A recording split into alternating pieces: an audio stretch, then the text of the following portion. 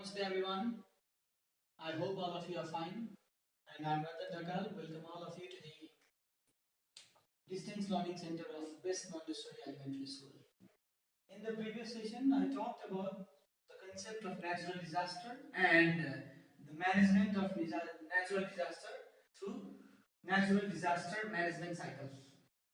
Today, I'm going to talk about one of the natural disaster that is very common in Nepal, and that is the glacier lake.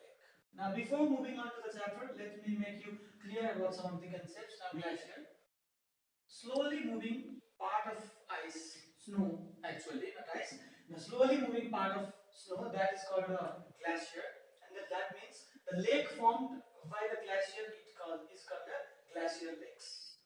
3,252 glacier rivers known in Nepal, 2,323 glacier lakes known in Nepal. The data of glacier rivers and glacier lakes. If the some of the examples, Khumbu Lake, Churolpa Lake. They are some of the examples of glacier lake found in Nepal. Well, renowned lakes, renowned glacier lakes actually, both of them. Now, what is this?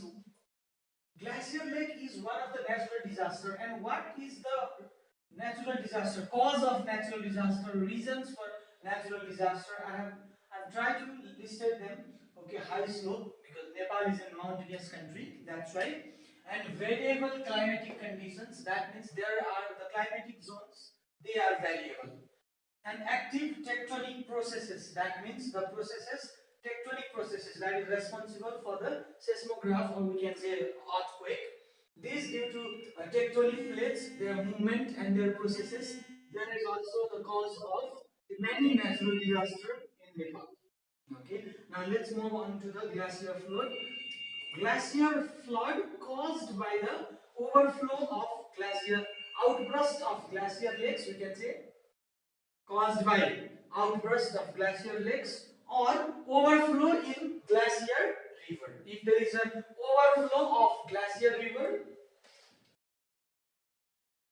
overflow in glacier rivers and outburst of glacier lakes. Actually, two are the major causes, but we can list many.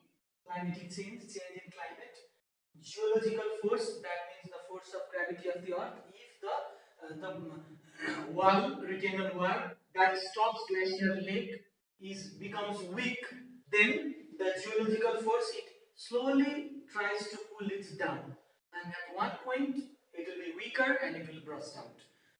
Geological force, global warming, that means the increase in temperature, increase in the average temperature of the earth. If the temperature of the earth is increasing, then what happens? Melting of snow, melting of ice increases, then water surface increases, then there is a outburst of glacier lakes. Seismic wave, whenever there is a seismic wave, that means the waves created during an earthquake. Then human encroachment, that means humans they're taking unwanted control to the different lakes and glacier and the structure formed by the glaciers at the higher part of the Himalayas. Now, the third one is glacier lake outburst, melting of snow. Now, this I have concluded the glacier lake outburst in 4 steps from 1 to 4. How actually it happens, how actually it occurs. What happens is, first of all, due to human activities, there is a global warming. In the name of development, we do not go for sustainable development. That's why there is a global warming continuously occurring, and due to the global warming, due to the increase in temperature of the earth, there is a melting of snow. Now, when the snow melts, there is an increase in water level of the lakes, and that lakes, its water level, not only in the normal lakes, the water level increases in the glacier lakes too. That means the volume of mass of water increases. If the water amount exceeds, the land becomes weak because that land has to adjust more volume. And if at one point the land structure, it will not be able to hold the amount of water because the amount of water in is an excessive amount, then it bursts. Now glacial lake outburst occurs. Okay, now another natural disaster, that is a cyclone, derived from a Greek word cyclos, that means coils of a snake. You can see the figure. If a snake coils, then this kind of structure is formed. Similarly, cyclones seems like this. Okay. Now cyclones, it refers to any spinning storm that rotates around a low pressure center. Spinning storm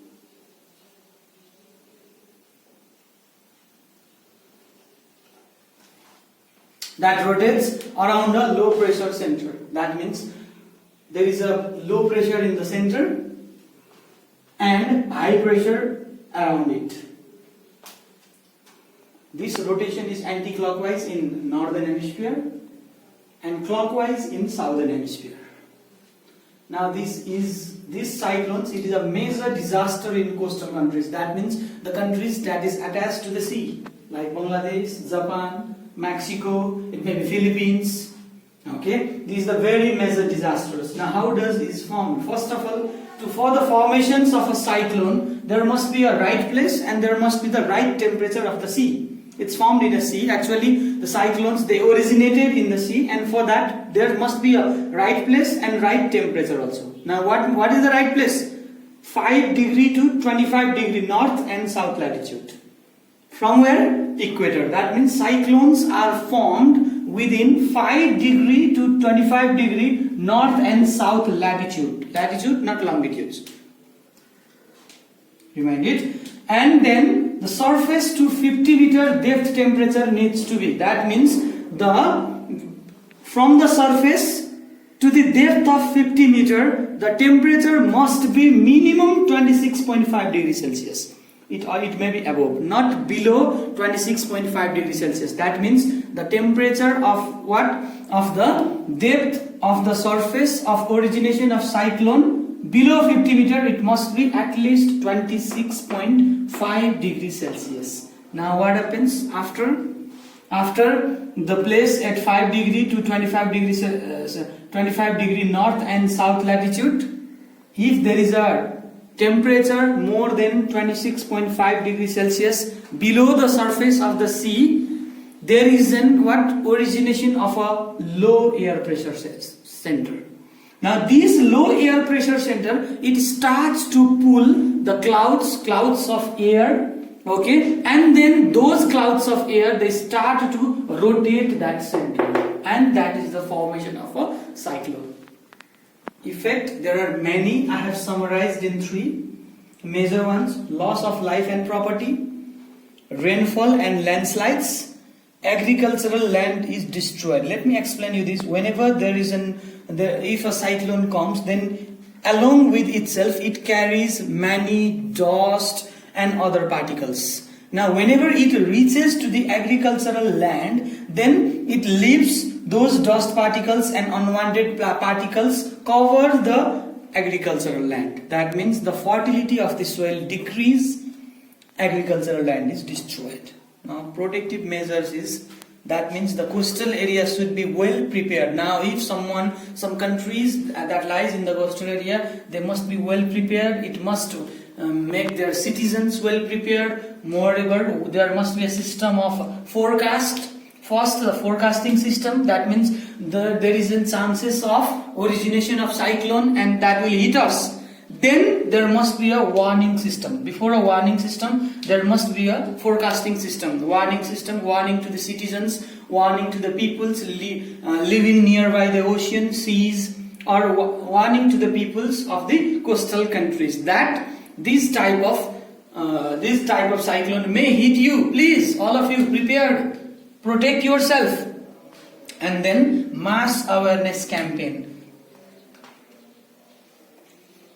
Okay, now mass awareness campaigns, what includes? It includes posters, okay, and radio programs, television programs, different shows, talk shows that gives about the knowledge about the cyclones, where it is hit. Okay, now this is also a type of mass awareness campaign. Now here I am making aware to the students of year 14-15 kids of our countries. Now please Though this does not occur in landlocked countries like Nepal and Bhutan, it is the disastrous natural disaster in case of coastal countries. I hope today's session for two natural disasters, cyclone, is very helpful to you all. Till we meet again. Now, along with the cyclone, we also studied the glacier lakes. Okay. After this we'll meet again in the new session. Till then, I request all of you to stay safe. Have a good time ahead. Smile. Bye bye.